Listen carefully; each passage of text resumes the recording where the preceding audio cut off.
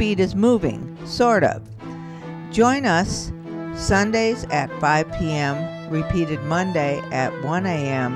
and 9 a.m., but on Channel 19 in HD. Look for us Sundays at 5 p.m., repeated Monday at 1 a.m. and 9 a.m.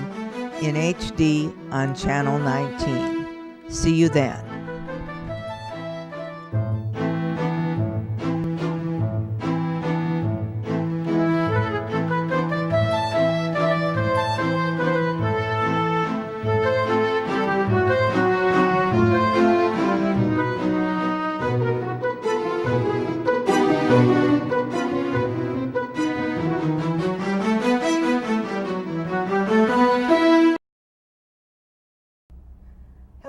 Welcome to BookBeat.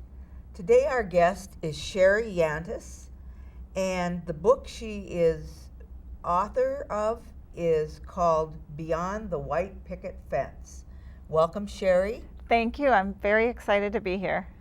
Well, I found your book very fascinating. How did you come to write the book? You know, Sue Ellen, as you saw in the book, I have been through a lot of different things in my life and overcome, and people always said, your life is like a story, you should write a book. I would get questions like, how can you be so happy and having been through all of that? And the title came from, you know, we all grow up with these ideals, right, of the fairy tale life, the Leave It to Beaver lifestyle, where we get married, it lasts forever, we get a job, it lasts forever, women find a good husband to take care of you, men find a good wife to support you, well, you go out and make a good living. But that's not the way life usually works out for people. That is true. That is very true. Talk about the process of you writing the book. The subtitle is What's Keeping You Safe, Maybe What's Holding You Back. Talk a little bit about that, please. Absolutely. So the subtitle, it really implies that, you know, we do a lot of things that we feel like we're supposed to do, that we live by societies or families' rules, by these rules we think we have to live by, right? And so we play it safe. We do what we're supposed to do. Unspoken rules. Exactly. And sometimes that holds you back from living your life and from being authentic and true and happy and finding the joy that you deserve. And so the process of my writing started with really telling my story. And then the second half of the book is more of a self-help type workbook to help you get through those struggles.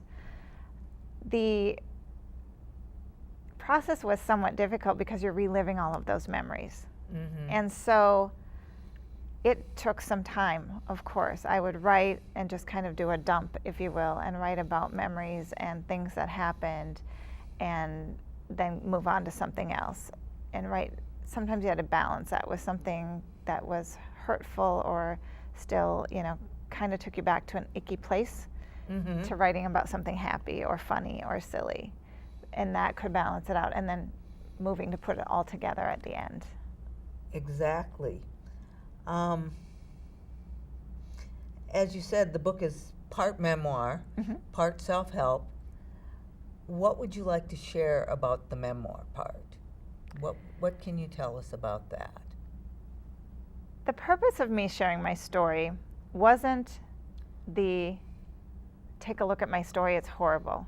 Mm-hmm. It was, we all have a story. Mm-hmm. Every one of us has a story. Mine might be similar, it might be different. It's just my story. You have your own story. And I think that's important for people to realize, is they're not alone, and that you don't have to go by everybody else's rules. It was to show the things I've been through. I have, I talk about the fairy tale lifestyle.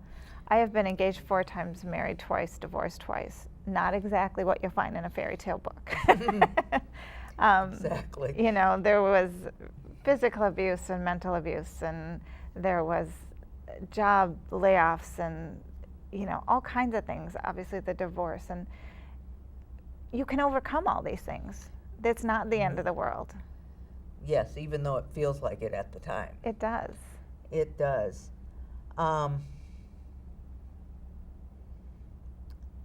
Why did you choose to make the story about both the memoir and the self-help, the coaching part? Yeah, my entire life has been spent basically helping people. I spent 25 years, a little more than that, in the corporate world doing human resources, helping people get jobs and promotions and pay raises and following their dreams and developing and things like that, and that's what I loved. The flip side of that is there's all that other icky stuff. I also laid off and fired people and told them they weren't doing a good job and those kinds of things, so that piece. But really spent my time helping through that. I always said that when I retired, I would do the good part of HR and go out and do coaching and mentoring and helping people, teaching classes, and that's what I do now. And that's where that part of the book came from, is helping people through that. And I think over the years, all of my experience of people telling me, how do you remain happy going through all these things? How do you, help people through it? And people coming back to say, because of you, I made it through, or because of you, I did this. Oh, wow. That is what motivated me to write the book. That if this book touches one single person or 100 people, I've helped somebody overcome that struggle and get through onto a new place. And, life's too short. So you and I talked about this earlier today, and I always said that I would do this when I retired. I'm not near retirement age, but my real father died when he was 51 years old. My stepfather died when he was 64, almost 65, and his daughter died at the age of 40. Oh my goodness. They died within 5 months of each other. And, I had gone through 2 divorces. I have kids of my own. Life's too short. Who says you get to go to retirement? Absolutely. So take control. Absolutely. You have to live every day as if it was the last day of your life or the first day of your life. Exactly. And, what I tell people is, if you don't direct your life, if you don't design it, someone else is going to do it for you. Oh, absolutely. And do you want to live a life that somebody else is dictating to you? Not much. It's not as much fun. No, it's not. Okay. You talked a little bit about the process of your writing. Can you talk about the process of publishing? Yes. So I went through the process that I did, kind of writing, and I really wrote a lot in notebooks, and so you can write in pieces. When I first started, I thought I have to sit down at my computer and type this all out and, word for word, beginning to end, make all the words perfect and A to Z. That did not work for my brain. Mm-hmm. So a great friend of mine and writing coach told me, just write in a notebook. And then I could scribble and cross out and just let it flow and do the dumps. Then you can piece it together at the end. So I went through that process. I wrote the book, and then I found an editor. Mm-hmm. I hired an editor to look through it and, pretty it up. I had someone help me with the kind of creative process because it was so close to heart. A lot of it was sometimes sterile or textbook type of writing because it was so real and raw. So she added some, humor and some more feeling to it, if you will. Rounded the edges a little bit. Yeah, absolutely. Rounded the edges a little absolutely. So, you get a kind of a team in place to help you do that. I would never tell anybody to just go write a book and publish it by yourself. You have to have other people look at it and read it, see if it makes sense, because a lot of times, you know what you're saying, but someone who reads it might not be getting that same message. Mm-hmm. So I went through all that, and then we published through CreateSpace and Amazon. CreateSpace is an Amazon company, but so it was self-published, and they have some really, really great tools. And you can go out and get publishers and do all that, or you can, publish yourself. There's so many avenues and options for people these days. Yes, indeed. the, if you would, stigma of self-publication that was even 10 years ago is no longer No. the case, that things are coming out self-published and telling stories that wouldn't get told otherwise. Yes. And there's stories that need to be told. Absolutely. That's the thing that I find so fascinating, is that here you have a story that is riveting, it is enlightening and enriching, and I found that really, Thank you. really helpful. Thank you. You mentioned your background a little bit, but could you talk a little bit about it, where you're from, how you came to this part of the country and so forth? Absolutely. I actually was born and raised not far from here in a small town, Clearwater, right up 494, 94 I guess it is. And when I was there, I always laughed, the population sign said 301.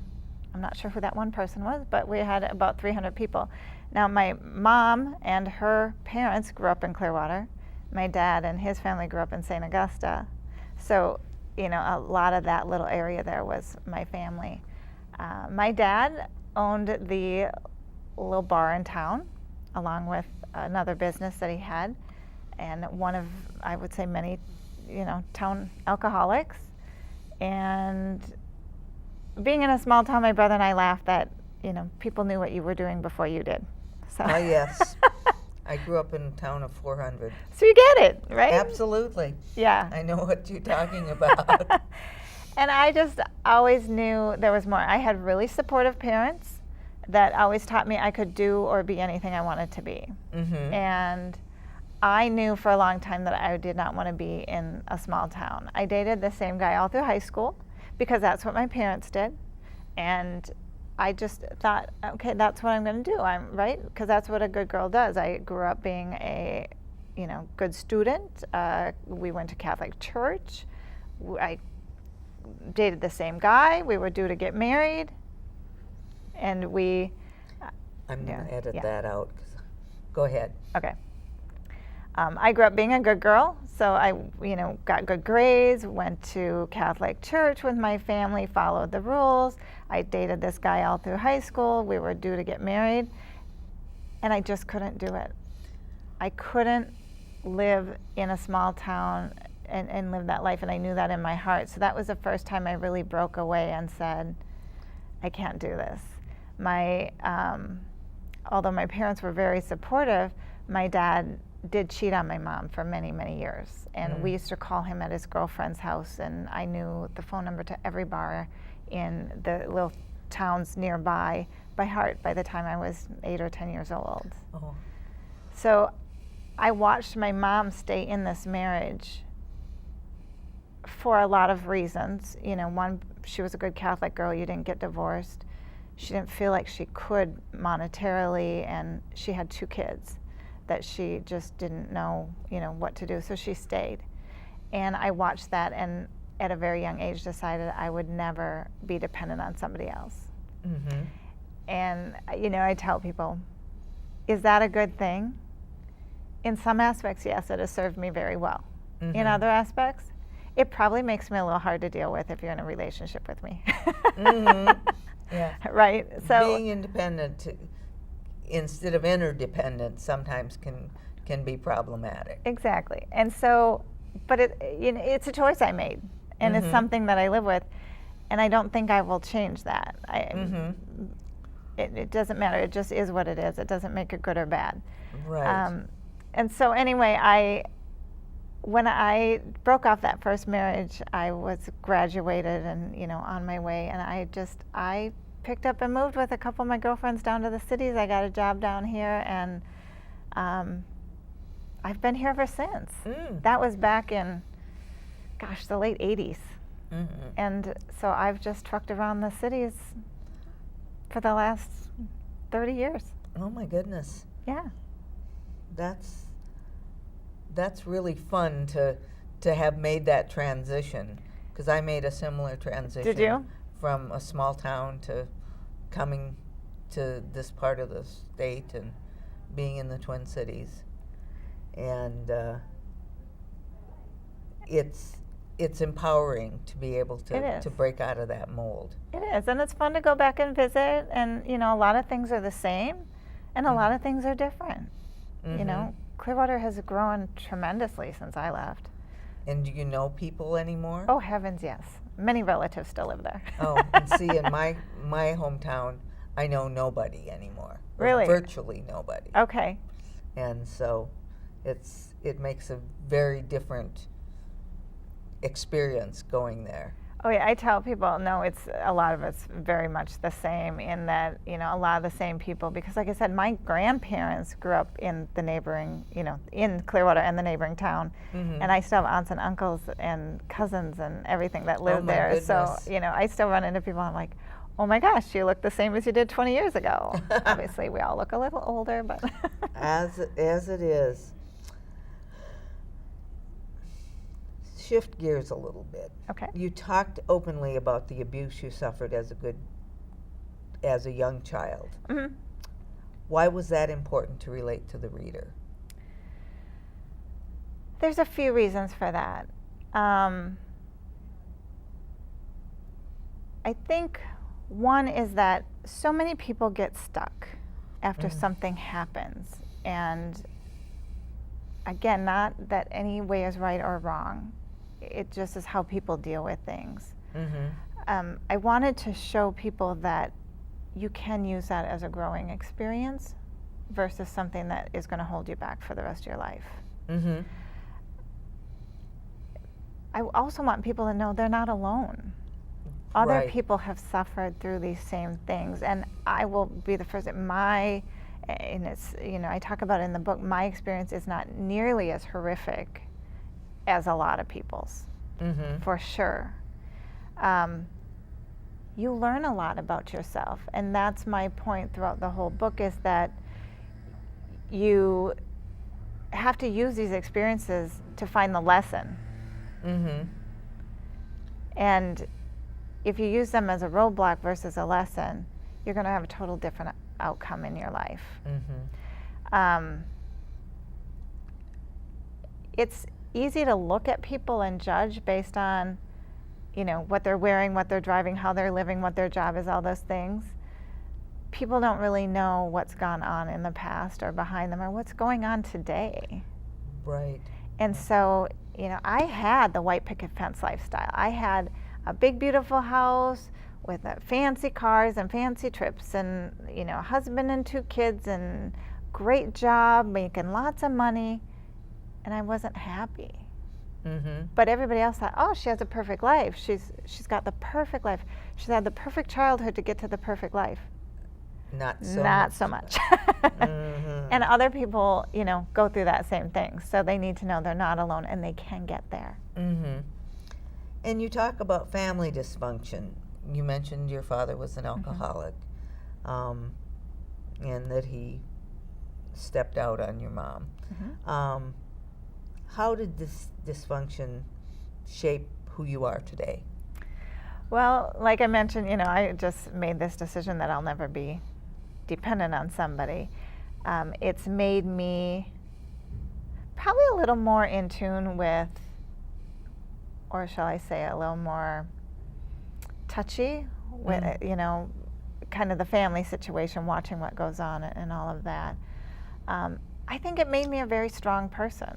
And again, good or bad, that can be bad. I know that I will rub people the wrong way because I am strong. But at the same time, I know I'm doing what's right for me.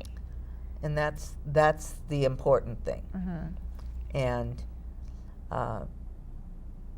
you can consider other people, but you don't have to be a doormat for them. Right. And it doesn't mean that you have to be mean or snotty or any of the other words you want to choose. You can be nice to people and you can help people, and that's what I do. Am I perfect? Heavens no. But are any of us? Exactly. I would like to meet someone who is. Yeah. You know? That is true. So I think it was all very important in who I am today, and it gave me what I need to do what I do. right? And I always tell people, I don't help people from a coaching aspect if I haven't been through what they have, because then I don't have what they need. But I have a lot of life experience to bring to the table. Right. You've talked a bit about your relationship with your parents. Yeah. How have other relationships shaped your life, your marriages and your kids' relationship with your kids and so forth? Yeah, I have one biological brother, and he and I are less than 10 months apart. Oh my goodness. Right. We're very close. And growing up, we were either very close or we hated each other, right? Because that's just the way siblings are anyway, but being that close. He is kind of my go-to person no matter what. He's kind of that one steady man in my life that will always be there for me. And I know that. I can call him ecstatic with something, I can call him in tears about something, or anywhere in between. Relationships, not so good. I mentioned I had been married 4 times, divorced twice. Engaged 4 times, married twice, divorced twice. I tended to find people more like my father that were strong-tempered, strong-willed. My first marriage,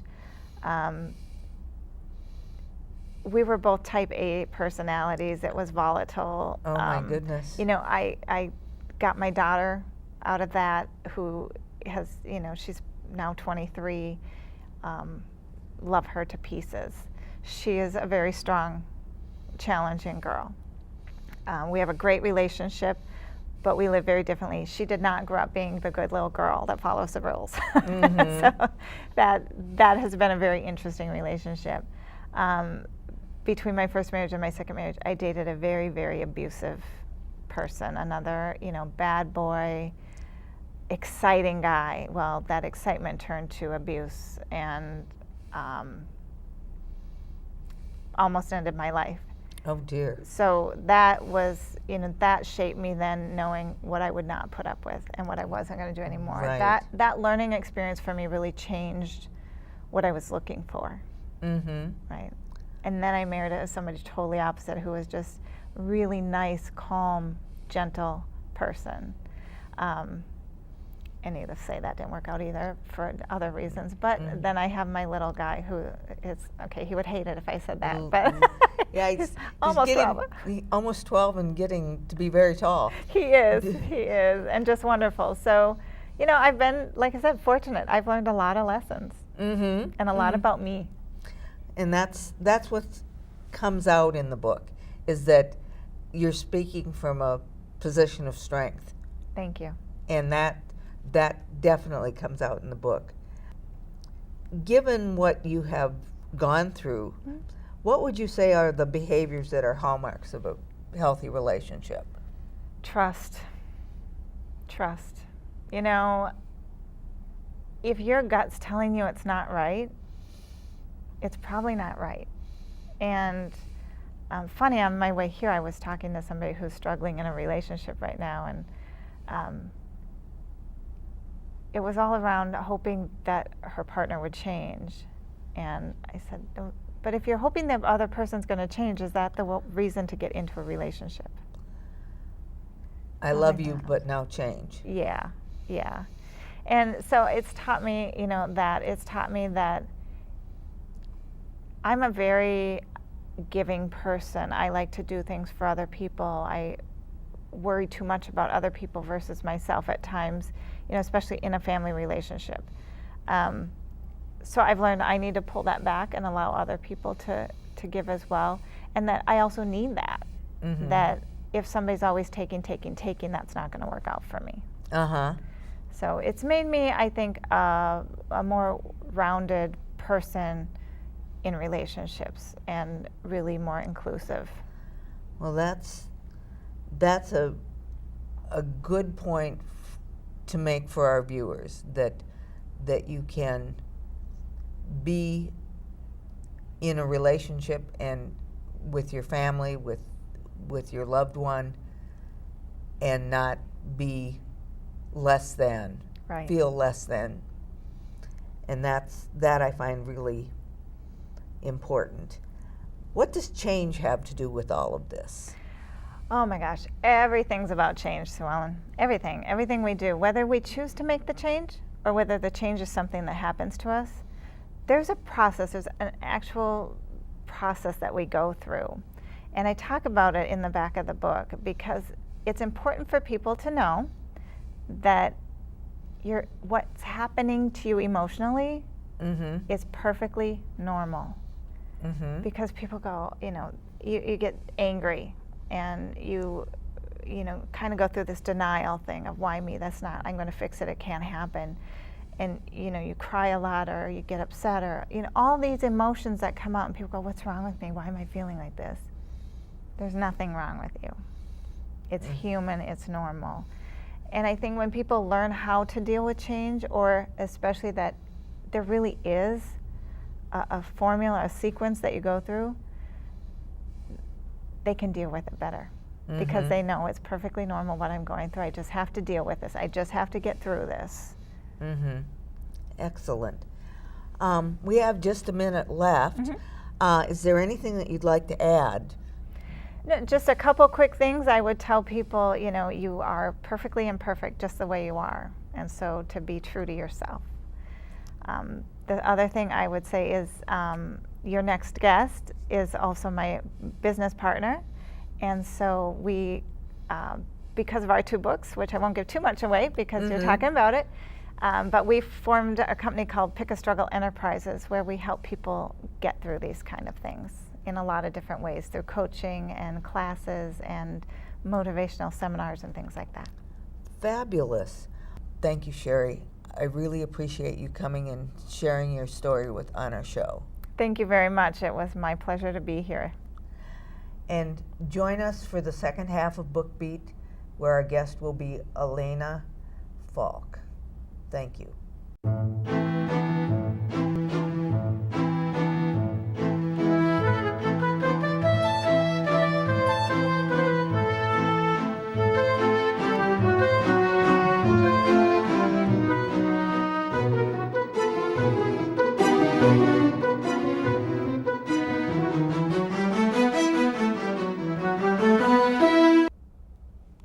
Welcome back to Book Beat. Our guest during this segment is Alana Faulk. Welcome, Alana. Hi, Sue Ellen. Happy to be here. Alana has written a series of books called Struggle Cupcake. And the subtitle of the first book is called An Ordinary Life Filled with Extraordinary Moments. And how did you come to write? Let's talk about the first book first. Okay. How did you come to write this book? Well, it started off as a journal I kept. I used to weigh 528 pounds, and part of my recovery from that was seeing a counselor who told me to keep a journal. I kept a journal, which turned into a blog. The blog turned into a book, and the book has now turned into a series of books. So that's where that came from. Terrific. So you've answered your question that this is the first of a series of books. Yes. And you talked a little bit about your background. Can you say a little bit more, please? Well, my story, I guess where I'll start, is there was a point in my life where I weighed 528 pounds. It got to a place where I was apartment bound. I couldn't leave my house. And I thought my life was over. I didn't know what I was going to do. I felt like everything was done. And I heard about the weight loss surgery. This was back in 2000. It wasn't real common at that time. It was pretty rare then. And so I asked my doctor if she would approve me for the surgery. She turned me down. I wrote to my insurance company begging them for the insurance to cover it. They turned me down. Finally, I went back to my doctor and I said, I feel like if you don't approve this for me, I'm not going to be here much longer. At that point, I had high blood pressure, high cholesterol, sleep apnea. I could barely walk. My legs were swollen, triple their regular size. I was in terrible shape. So she finally said, okay. They approved me. I had the surgery. I thought, oh, this is my magic bullet. I'm done. I'm good. I'm going to be happy for the rest of my life. And as what happens with many people that have the surgery, I only put a Band-Aid on the problem. I didn't solve what was really bothering me. And so I gained the weight back. About 6 or 7 years later, I found myself back again at 475 pounds, almost in the same predicament I was before the surgery. And I thought to myself, wow, what have I done to myself? I had it all handed to me, and I ruined my life again. So I owned a bar, nightclub, and I couldn't really eat as much as I used to because I had a bypass surgery, but I learned how to bypass the bypass, we call it, where you just graze all day long. You just eat constantly, a little bit at a time, almost like an IV in your arm, just constantly eating. And as what happens with many of the people that have surgery, I developed another addiction. They call it a cross addiction. I became an alcoholic, owning a bar that was real easy to do. Oh, So, I can imagine. yeah, and so one day I didn't drive, of course, but I had my manager drive me home from work, 4 o'clock in the morning, 3 o'clock in the morning, fell down in my driveway in a January snowstorm, couldn't get up, broke my wrist in 3 places. There I was, 475 pounds, laying on the ground in the freezing cold, couldn't get up, couldn't get in my house. My friend tried to help me get up. I couldn't do it. I'm yelling and swearing at her drunk. Finally, I crawled across the lawn. I don't know how I did it, got in the house, passed out, fell asleep on my floor, woke up the next morning, and I had to go to the ER to get my wrist repaired because it was shattered in 3 places. And that day, I had this epiphany that said, I have to do something, or I can't go on like this. So I went home, I looked up Weight Watchers, I joined Weight Watchers. I found a counselor online who would take me as a client, and I quit drinking that day. That was about 3.5 years ago. Congratulations. Thank you. What a start to a new chapter of your life. Yes, it is. Oh, amazing. You talked a little bit about your writing process, that you went from journal to blog to the book. Do you write every day? Do you, what does your writing look like for you? Well, first off, I have notebooks everywhere, in my car, in my bedroom, everywhere I go, I have a notebook sitting there. And whenever anything strikes me, I see a funny looking person, or I'm in a magical time of the day, or a beautiful sunrise or something, I just write down what I see and I save it. I have notebooks filled with things that I just save. And sometimes, like one day I saw a carnival. I pulled in, I got out of my car, I went and sat down and just observed everything, wrote down the smells, what I saw, and I saved that. And eventually I wrote a story called The Carnival, and I used what I had experienced to make that story come to life. Wow, that is something.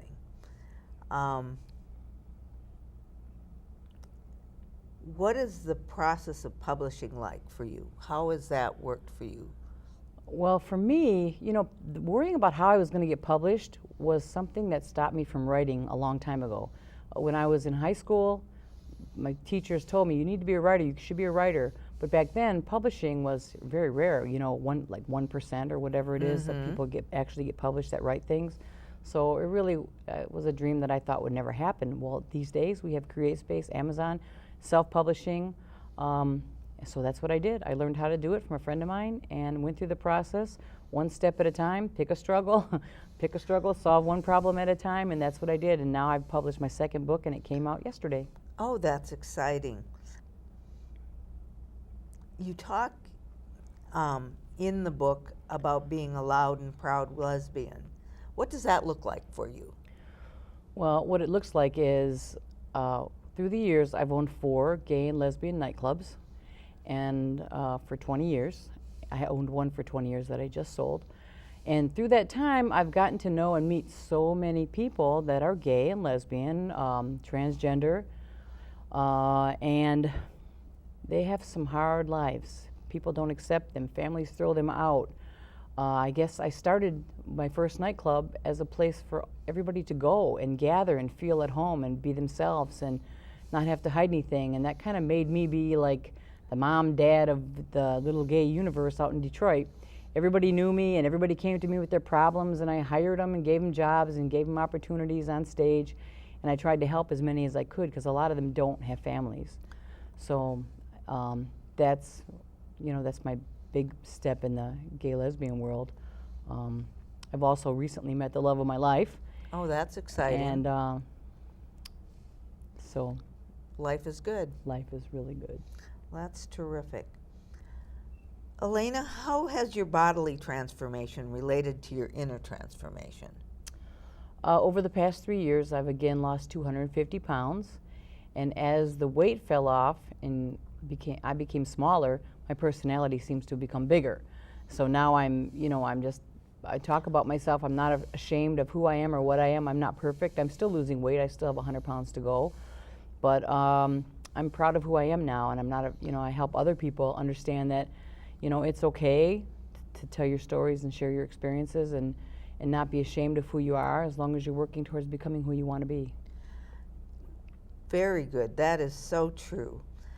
In your book, you talk about your mother and how influential she was in your life. Can you talk a little bit about her influence in this process of evolving into a new person?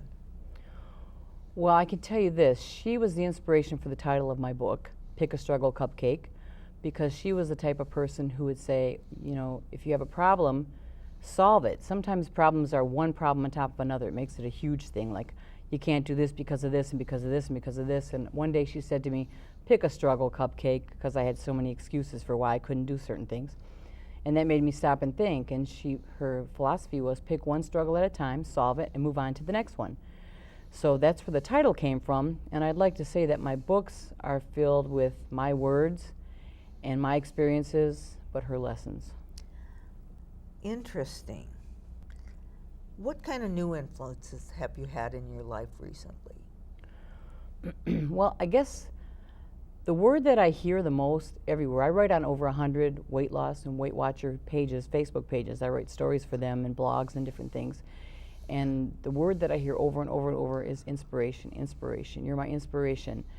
And I don't know how this happened, but I've started helping people. I've worked with my partner and started a website to help people overcome their struggles. And I write the books and the stories, and I've been published in Chicken Soup for the Soul and Weight Watcher magazine, Thin Line. People just want to hear what I have to say, and all I'm doing is being honest and sharing what I've been through. Well, that's the important piece of it.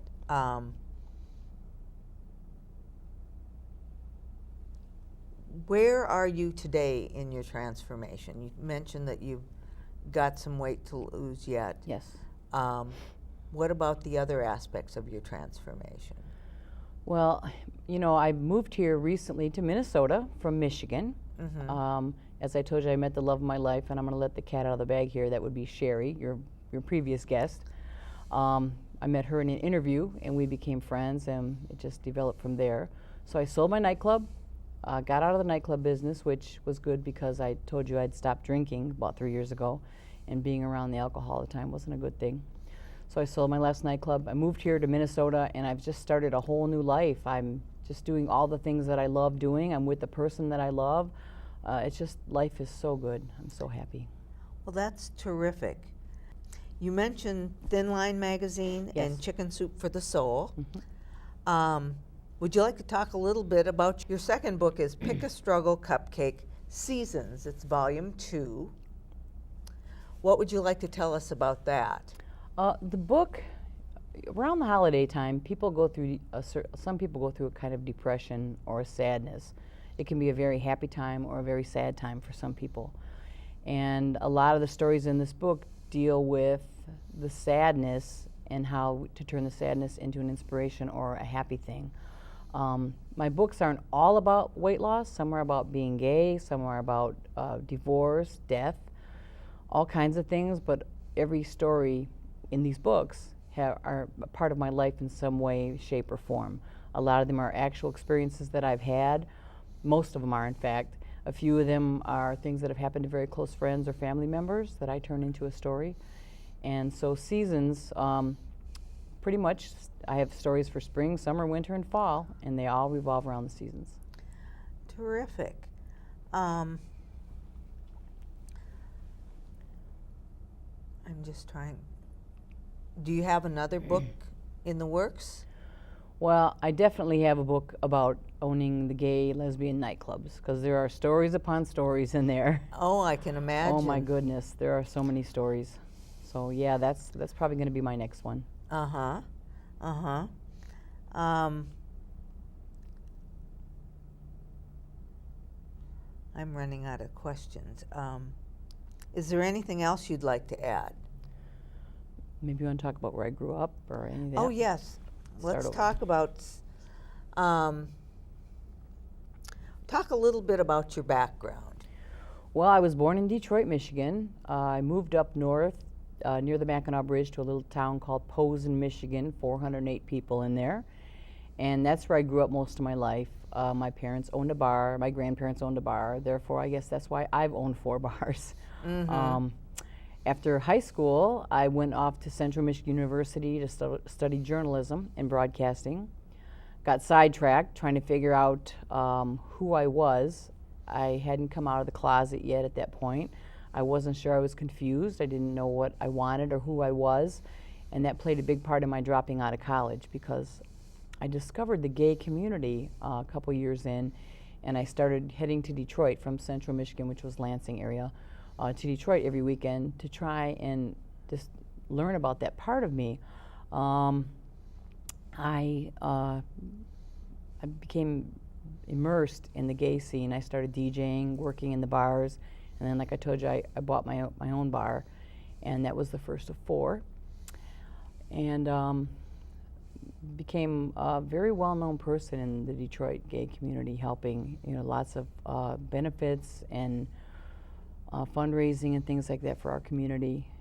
And so then, like I told you, I moved to Minnesota, and I'm here with my writing career, and we have a little cable television show and a website and lots of new things going on.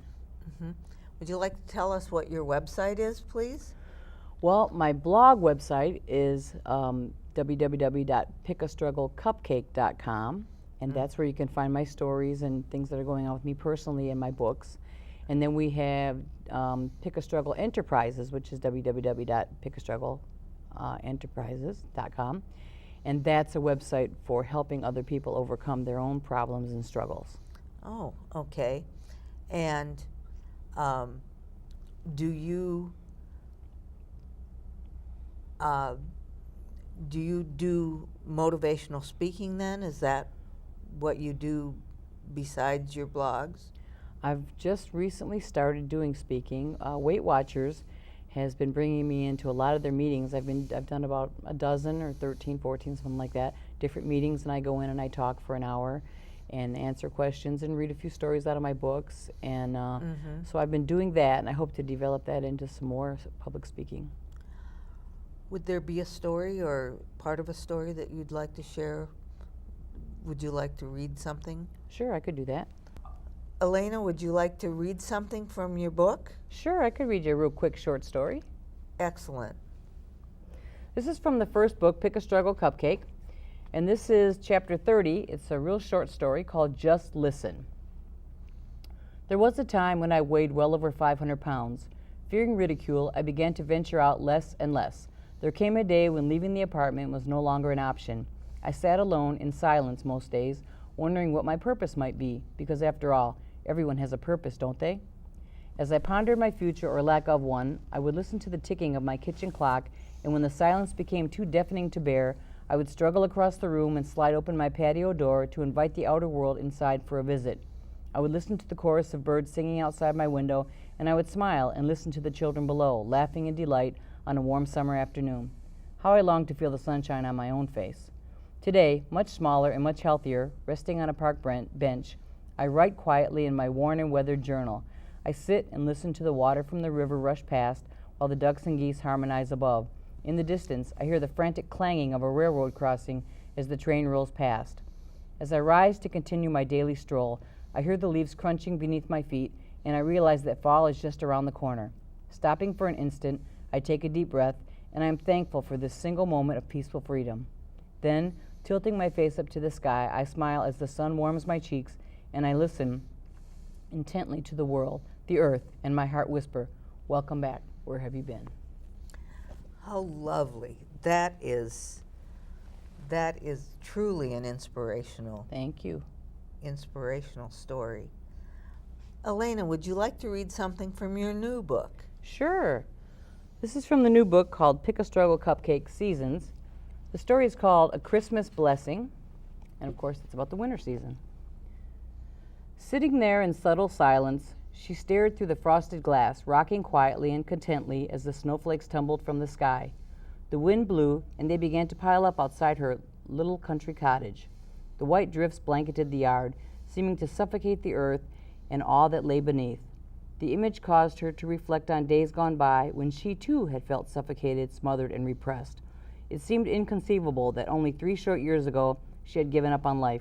Weighing well over 500 pounds, feeling as though every Christmas might be her last, the holidays brought overwhelming sadness with them. Glancing around the room in full awe and appreciation of the crackling fire, her mother's handmade wreath on the door, and the twinkling pine tree in the corner, she could remember a Christmas that was not so charming and perfect. With profound melancholy, she recalled sitting abandoned and alone in her one-bedroom apartment, an empty can of ravioli on the counter, and a single Christmas card from her mother standing upon the television set. Wincing at the thought of her massive bulk wedged tightly inside of her groaning easy chair, she remembered the utter hopelessness she had felt and the lonesome existence she had been forced to accept. The isolation and solitude were the hardest things to endure, and she had longed for someone, anyone, to talk to laugh with, to love. The stillness of her home was overwhelming at times, causing her to wonder if she might one day die of a broken heart.